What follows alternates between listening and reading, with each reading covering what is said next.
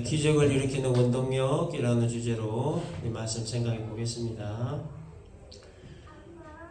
여리고성 정탐을 위해 라합의 집에 들어갔던 두 정탐꾼을 라합이 숨겨주고 귀신을 시켜주므로 시딤으로 무사히 들어간 두 정탐꾼은 여호수아에게 되어진 모든 일들을 보고를 하게 됩니다.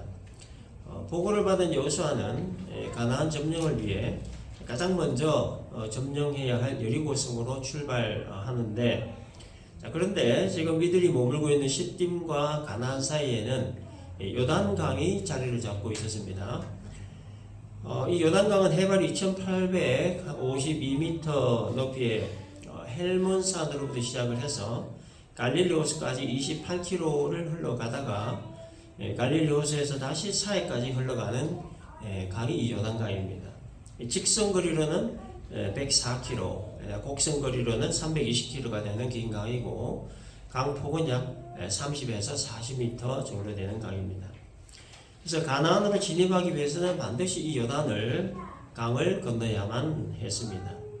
그러나 당시에 배나 떼목이 있었던 것도 아니었기 때문에 건너갈 길이 사실상 막막한 그런 상황이었습니다. 여호수아가 백성들과 함께 요단강가에서 사물을 머물렀는데, 그 이유는 하나님의 지시를 기다리기 위해서였습니다.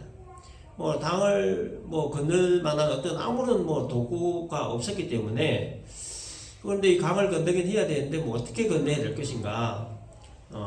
답이 없죠. 그래서 하나님의 지시, 하나님의 인도하심을 받기 위해서 이 강가에서 3일간을 기다린 겁니다. 그리고 이제 마침내 3일 후에 하나님께서 지시를 하셨죠. 그래서 지시를 받은 여호수아는 이제 관리들에게 4가지 명령을 합니다. 첫 번째는 제사장들이 언약궤를 맬 때 백성들은 제사장 뒤를 따르라 하는 겁니다. 3절에 백성에게 명령하여 이르되 너희는 레위 사람 제사장들이 너희 하나님 여호와의 언약궤 매는 것을 보거든 너희가 있는 곳을 떠나 그 뒤를 따르라, 이렇게 명령합니다. 당시 이 언약궤는 하나님 임재의 상징물이었기 때문에 언약궤를 맨 제사장을 따르는 것은 하나님의 인도하심을 따른다, 이런 의미가 담긴 굉장히 중요한 상징물이었죠. 그래서 강을 건널 수 있는 현실적인 아무런 대책이 없는 상황에서 이 여호수아는 오직 하나님의 인도하심을 따르는 길만이 강을 건널 수 있다 하는 것을 백성들에게 선포하고, 언약궤를 맨 제사장들을 따르라, 즉 하나님의 인도하심을 따르라, 이렇게 명령을 한 겁니다. 자, 두 번째 명령은 언약궤를 메고 가는 제사장과 뒤를 따라갈 때 2000규빗 거리를 두고 따라가라 하는 겁니다. 4절을 보면 너희와 그 사이 거리가 2000규빗쯤 되게 하고 그것에 가까이 하지는 말라라고 합니다. 2000규빗은 요즘 약 한 900m 정도가 되는데, 이 언약궤를 메고 가는 제사장과의 거리를 900m 정도 두라고 하는 것. 이것은 어떤 의미냐? 이 언약궤에 가까이 따라가지 말라라는 거예요. 언약궤와의 거리를 900m 정도 두고 따르라 한 이유는 한 2가지가 있는데, 첫째는 언약궤에 대한 그 경외심을 갖도록 하기 위함이고, 두 번째는 언약궤를 따르는 모든 백성들이 저 뒤에서도 이 언약궤를 다 볼 수 있도록 하기 위해서였습니다. 자, 세 번째 명령은 자신을 성결하게 하라 하는 겁니다. 5절에 너희는 자신을 성결하게 하라. 이 당시에 자신을 성결하게 하는 방법에는 의복을 빤다든지 아니면 옷을 갈아입는다든지 또 여인을 멀리한다든지 등과 같은 이 외형적인 이 성결의식 법이었는데, 지금 상황에서는 그렇게 할 수가 없기 때문에 이 본문에서 말하는 자신을 성결하게 하는 것은 이 마음의 성결을 의미하는 겁니다. 이게 말과 행동을 삼가 조심히 하고 경건한 마음을 가져야 된다, 이것을 명령한 겁니다. 자, 4번째 명령은 언약궤를 맨 제사장들이 요단강을 먼저 건너라 하는 명령이었어요. 6절에 제사장들에게 말하여 이르되 언약궤를 메고 백성에 앞서 건너라. 언약궤를 맨 제사장들이 언약궤를 맨 이 제사장들에게 이 강을 건널 수 있는 도구를 하나님이 주시지를 않고 그냥 건너라고 이렇게 말씀을 하신 겁니다. 뭐 강을 건너기 위해서는 뭐 배를 주시든지 뭐 뗏목을 주시든지 아무튼 뭔가 강을 건널 수 있는 도구를 주시든지 해야 되는데 아무것도 안 주시고 그냥 강을 건너라고 하신 거예요. 명령하신 거예요. 자, 이건 어떤 의미냐면은 이제 곧 하나님이 기적을 베풀 것이다 하는 것을 이렇게 암시적으로 하신 말씀이에요. 하나님이 아무 대책도 없이 그냥 막무가내로 건너라 하시진 않죠. 자, 아무튼 이와 같은 네 가지 명령을 내린 뒤에 여호수아는 백성들에게 10절과 13절에서 이렇게 다시 얘기합니다. 우리와 함께 계시나 하나님께서 가나안 7 족속들을 쫓아내시고 점령하게 하실 것이다. 그 징표로 하나님은 언약궤를 맨 제사장들이 요단강물을 밟을 때 흘러내리는 강물이 즉시 끊어지고 이쪽 저쪽 두 갈래로 강물이 나눠지게 하실 것이다. 이런 얘기를 합니다. 자, 이것은 우리 인간의 그 이성이나 혹은 상식으로는 도무지 납득되지 않는 있을 수 없는 일이죠. 어떻게 이 흘러내리던 강물이 멈춰서 두 갈래로 나눠질 수 있다라는 말이냐 하는 거죠. 자, 그런데 아주 놀라운 일이 벌어졌습니다. 기적이 일어났어요. 여호수아의 말을 들은 백성들이 그 말을 듣고 행동에 옮겼다는 거예요. 14절 보면 백성이 요단을 건너려고 자기들의 장막을 떠날 때에 자, 배도 없고 뗏목도 없고 강을 건널 수는 아무런 도구가 없었음에도 이 백성들이 이 강을 건너기 위해서 임시 숙소인 장막을 거두고 떠날 준비를 했다. 이게 기적이라고 하는 거예요. 이게 여러분 기적이고 이게 바로 믿음이라고 하는 거예요. 이게 바로 기적을 일으키는 원동력이라고 하는 거예요. 현실적인 상황만 바라본다면 그리고 인간의 상식선에서만 본다면 이건 뭐 정말 얼마든지 낙담하고 뭐 얼마든지 원망하고 불평하고 컴플레인을 걸 수 있는 상황입니다. 뭐 하나님이 말해요. 배를 주시든지 뭐 뗏목을 주시든지 하셔야지 뭐 아무것도 없이 그냥 강을 건너라고 하니 야, 이 뭐 가나안이고 뭐고 이제 다 끝났다. 충분히 이렇게 낙심하고 원망할 수 있는 상황이라는 거예요. 그런데 이 백성들은 여호수아가 내린 그 명령, 그 지시를 따르기 위해 장막을 거두는 믿기 힘든 일을 하게 된 겁니다. 이게 바로 기적이라는 거예요. 요단강이 멈춘 기적 이전에 이게 바로 기적이라고 하는 게 여호수아가 전한 하나님 말씀, 이 터무니없고 황당무계하게 들리는 이 말씀을 듣고 강을 건너기 위해서 장막을 거두는 행동, 떠날 준비를 하는 행동, 이것이 바로 기적이라는. 그리고 언약궤를 맨 제사장들이 요단강물에 발을 내디딜 때 기적이 실제로 또 한 번 일어납니다. 15절 16절 궤를 맨 제사장들이 물가에 궤를 맨 제사장들이 그 발이 물가에 잠기자 그 위에서부터 흘러도 내리던 물이 그쳐서 사르단에 가까운 매우 멀리 있는 아담 성읍 변두리에 일어나 한 곳에 쌓이고 아라바의 바다 여매로 향하여 흘러가는 물은 완전히 끊어졌다라고 기록합니다. 자, 여러분 이 장면을 여러분 우리가 어떻게 설명을 할 수가 있겠습니까?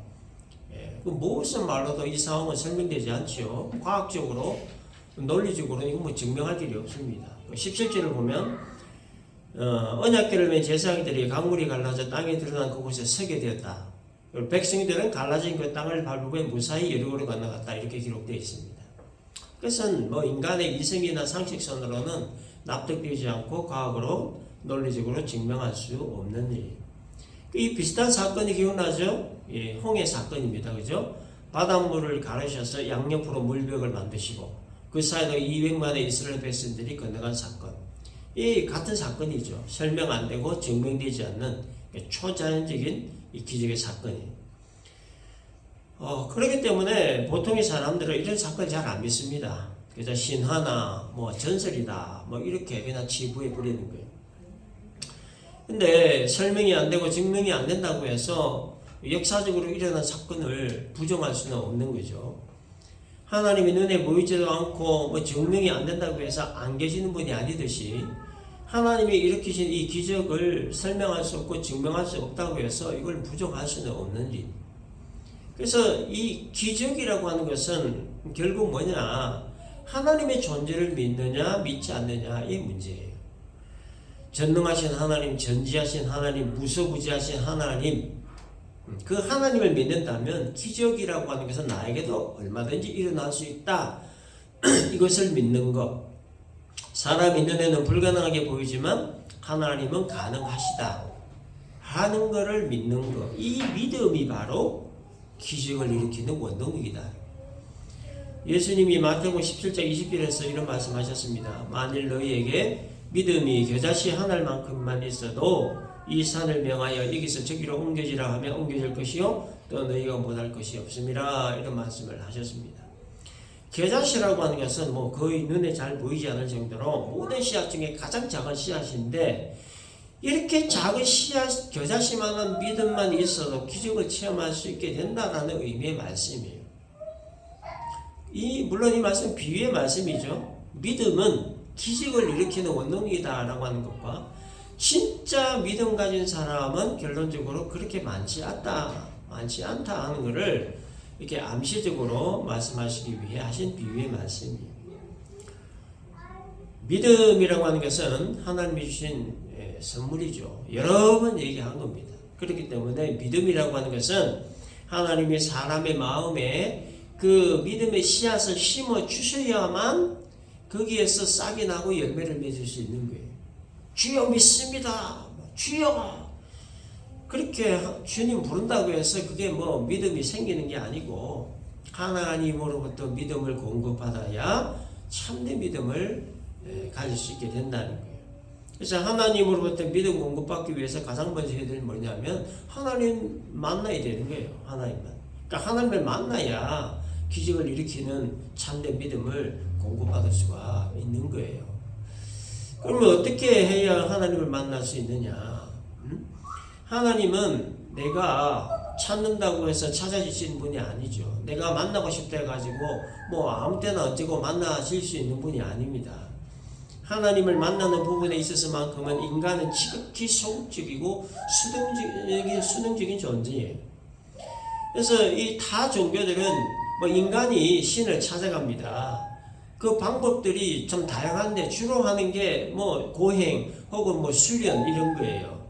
그래서 여러 가지 뭐 고행이나 수련을 통해서 절대자 신을 만날 수 있다. 뭐 이런 어떤 그 믿음으로 그 머리 깎고 산으로 들어가고 뭐 결혼도 하지 않고 독신으로 살고 뭐 또 뭐 자기 몸을 채찍으로 뭐 때리기도 하고 뭐 금식을 밥 먹듯이 하는 등등 온갖 종류나 그 고행이나 수련을 통해서 그 신을 만나려고 한다는 거예요. 근데 이거는 다 바람을 잡는 헛된 일이죠. 그렇게 한다고 해서 하나님을 만날 수 있는 게 아닙니다. 하나님은 그렇게 그 얄팍한 인간의 방법으로 만날 수 있는 분이 아니라는 거예요. 우주를 창조하시고 인간을 창조하신 그 창조주를 그런 저 인간의 방법으로는 만날 수 있는 분이 아니라는 거예요. 인간 편에서는 하나님 만날 수 있는 방법이 없습니다.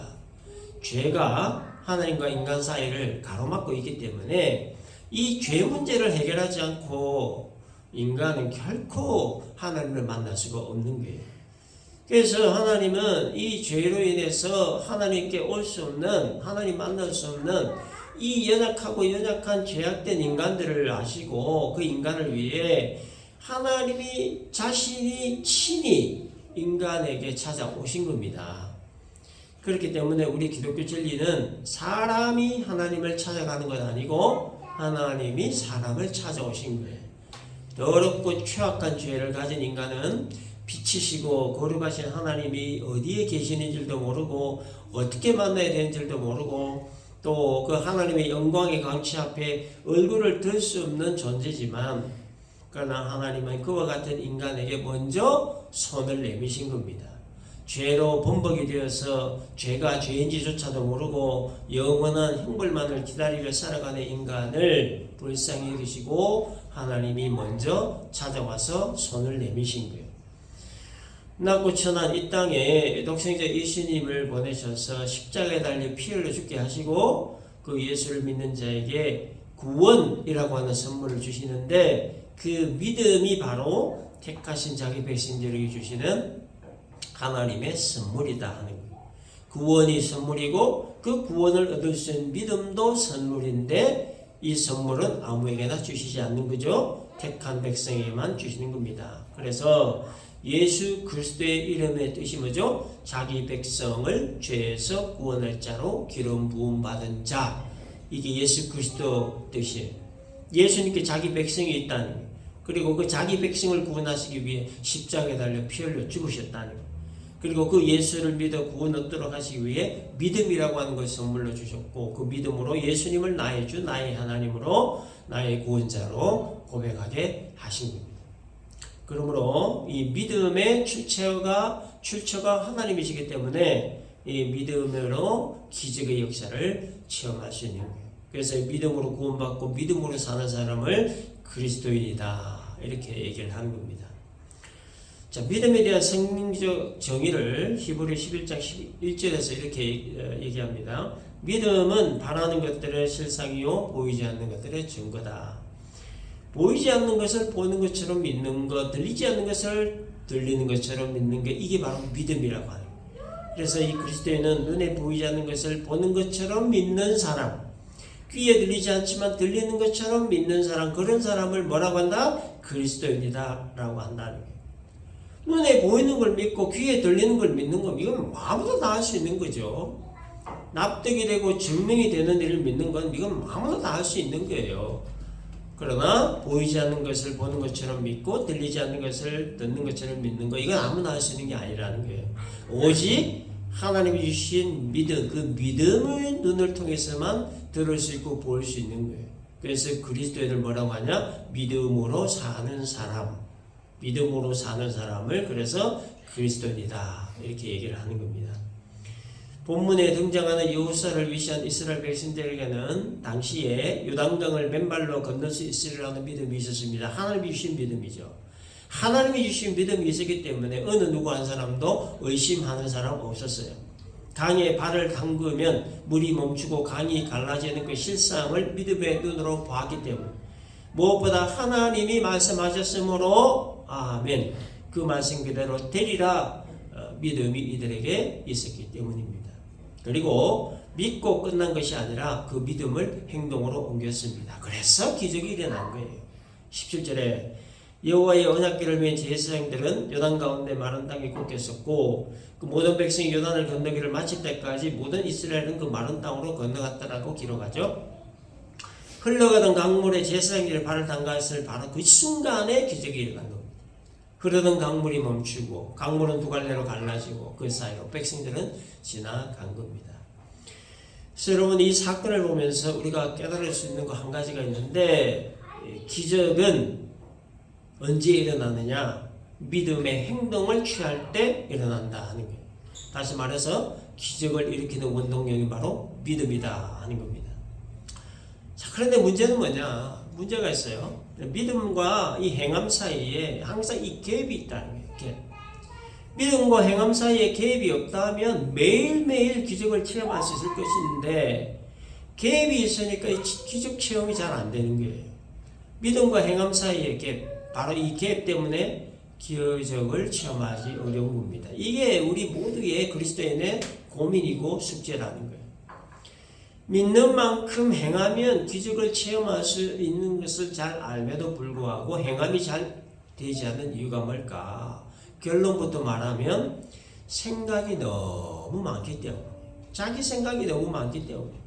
하나님이 말씀하셨다 그러면 아멘 하고 그 말씀 믿고 그대로 행하면 되는데, 믿기는 믿는데 행함이 잘 따르지 않는 그 이유가 바로 자기 생각이 너무 많기 때문이에요. 자기 생각, 자기 개똥철학, 자기 가치관이 너무 많은 거예요. 그 자기 생각이 많으면 뭐가 되느냐 하면 또 말이 많아져요. 말이 많아지면 결론적으로 말씀에 순종하기가 어려워지는 겁니다. 진리라고 하는 것은 굉장히 단순하고 명료한 건데, 그 자기 생각이 많아지니까 그 진리가 굉장히 복잡해지는 거예요. 그래서 진리의 말씀이 성경은 구약 39권, 신약 27권, 합계 66권을 하나로 묶은 게 이게 바로 성경책이고, 이 성경책은 단 하나밖에 없는데, 근데 성경과 관련된 책은 수천 수만 가지가 되는 거예요. 그 이유가 뭐냐면 바로 이 자기 생각이 너무 많은 거예요. 자기 생각 가지고 막 이럴 것이다 저럴 것이다 이렇다 저렇다 막 그렇게 많은 말들이 많아지고 막 책들도 어마어마하게 많이 나오는 거예요. 성경이 이렇게 하라고 했습니다 라고 하면 아멘 하고 그대로 행하면 되는데 그 말씀에 대한 생각이 많아지기 때문에 또 말이 많아지기 때문에 성경책은 한 권인데 이 성경과 관련된 자기 철학, 그 책 그리고 자기 책은 엄청나게 많아지고 점점 더 두꺼워지는 거예요. 성경에 술 취하지 말라라고 했으면 안 먹으면 그냥 끝날 일을 술 취하지 말라 그랬지 먹지 말라고 한 것은 아니지 않느냐. 나는 뭐 소주 한 2병 정도 먹어도 뭐 안 취하니까 난 먹어도 별 문제 없다. 이렇게 생각이 많아지고 말이 많아지는 거예요. 담배를 피우지 말라는 성경에 직접적인 말씀 없으니까 나는 자유롭게 담배 피운다. 이렇게 생각이 많아지니까 말이 많아지는 거예요. 이 단순 명료한 진리가 이 생각이 많아지니까 굉장히 막 복잡해지는 겁니다. 그래서 여러분 이 진리에 맞은 성경은 굉장히 단순한 책이에요. 크게 하라는 것과 하지 말라는 것 두 개예요. 하라는 거 하면 복 받고 하지 말라는 거 안 하면 벌 받는다. 이 성경의 단순 진리예요. 예수 믿으면 구원이고 믿지 않으면 형벌이라고 하는 거 굉장히 단순한 게 성경 진리예요. 근데 이 단순한 진리의 말씀에 이게 생각이 많아지니까 수만 가지의 말들이 오고 가는 거고 수십만 권의 책들이 막 쏟아져 나오는 거예요. 여러분 이 자기 생각이 많다는 건 뭐냐 하면 결국은 이 자아가 강하다 하는 것을 말하는 거예요. 자아가 강하다는 것은 결국 뭐냐면 내가 하나님이다. 모든 중심이 자기가 중심이 되어 있다는 걸 말하는 거예요. 그래서 이 자아가 강하면 강할수록 이 생각이 많아지게 되고 생각이 많아지니까 이 말이 많아지게 되고 말이 많아지게 되니까 이 진리를 따르기가 어려워지고 굉장히 복잡해지는 거예요. 여호수아가 제사장들에게 요단강에 발을 내딛다 했을 때 제사장들 중 어느 한 명이라도 생각이 많았더라면 기적은 일어나지 않았어요. 자기 생각, 자기 경험, 자기 지식, 자기 체면, 자기 뜻 등등 모든 걸 다 내려놓고 자아를 완전히 내려놓고 단순 명료한 진리의 말씀, 하나님 말씀에 순종하는 마음으로 아멘 하고 요단강에 발을 내딛었을 때 기적이 일어났던 겁니다. 나아만 장군 잘 아시죠? 같은 케이스입니다. 열왕기하 5장에 보면 나아만 장군에 대한 기록이 있어요. 이 나아만 장군이 나병에 걸렸습니다. 불치병이죠. 그런데 이전에 이스라엘과의 전쟁 후에 이 어린 소녀를 하나 잡아다가 나아만 장군이 자기 아내의 여종으로 줬어요. 이 여종이 여주인에게 즉 나아만 장군의 아내에게 나아만 장군이 이스라엘 사마리아에 있는 선지자에 가면은 나아만 장군의 나병이 고쳐질 수 있을 것이다 이렇게 말을 합니다. 그래서 이 말을 전해들은 나아만 장군이 아람 왕에게 이 사실을 알렸습니다. 그러자 이 아람 왕은 이스라엘 왕에게 편지를 써서 나아만 장군의 병을 고쳐달라고 합니다. 그 편지를 받아본 이스라엘 왕은 자기 옷을 찢으며 뭐라고 했냐? 내가 사람을 죽이고 살리는 하나님이냐? 이렇게 하면서 아람 왕이 자기에게 시비를 건다 이렇게 생각을 했습니다. 이스라엘 왕이 옷을 찢었다는 소식을 들은 엘리사가 왕에게 사람을 보내가지고 나아만 장군을 자기에게 보내달라고 요청합니다. 그래서 나아만 장군이 엘리사에게 오자 엘리사는 이 나아만 장군에게 뭐라고 했냐? 요단강에 가서 몸을 7번 씻으라 그러면 병이 나을 것이다 라고 얘기합니다. 그러자 나아만은 굉장히 불만스럽게 얘기하죠.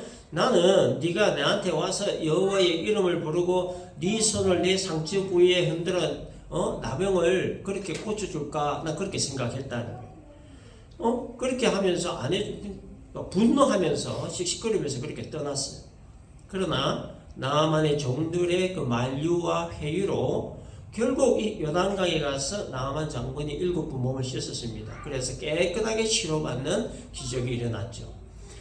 그래서 이제 나아만은 이제 모든 군대와 함께 엘리사 앞에서 뭐라고 했느냐? 내가 이제 이스라엘 외에는 온 천하에 신이 없는 줄을 압니다. 이렇게 하면서 여호와 하나님의 살아 역사하심을 인정하고 예물을 드렸습니다. 나아만이 자기 생각, 자기 경험, 자기 체면, 자기 자존심 등등 여러 가지 복잡한 자기 생각을 가지고 있었을 때는 분노하며 떠났어요. 그런데 이 모든 것을 다 내려놓고 자아를 내려놓고 엘리사의 말대로 요단강에 몸을 7번 담갔을 때 나병이 치유되는 이런 기적을 체험할 수 있게 되었다 하는 거예요.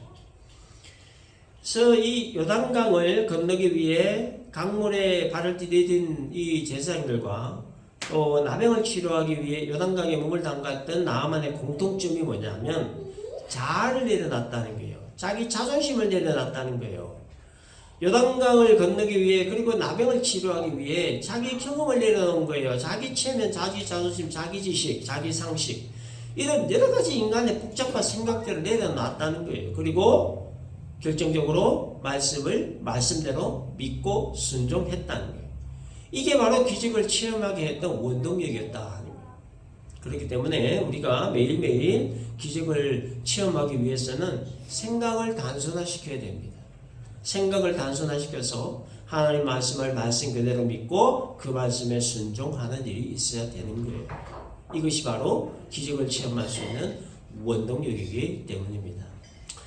그래서 오늘 이 말씀을 우리 모두 잘 기억을 하고 요단강에 발을 담갔을 때 흘러내리던 물이 끊기는 기적, 그리고 요단강에 몸을 7번 담갔을 때 나병이 치유되는 기적, 이 기적은 생각의 단순화, 하나님 말씀에 대한 단순 명료한 순종 때문이었다 하는 걸 우리가 잘 기억을 하고 우리 모두가 하나님 말씀 앞에 내 경험, 내 체면, 내 자존심, 내 자아 여러 가지 복잡한 생각들을 다 내려놓고 하나님 말씀에 대한 단순 명료한 순종이 있으므로 말미암아 매일매일 기적의 역사를 체험하는 우리 모두가 되시기를 주님의 이름으로 축원합니다.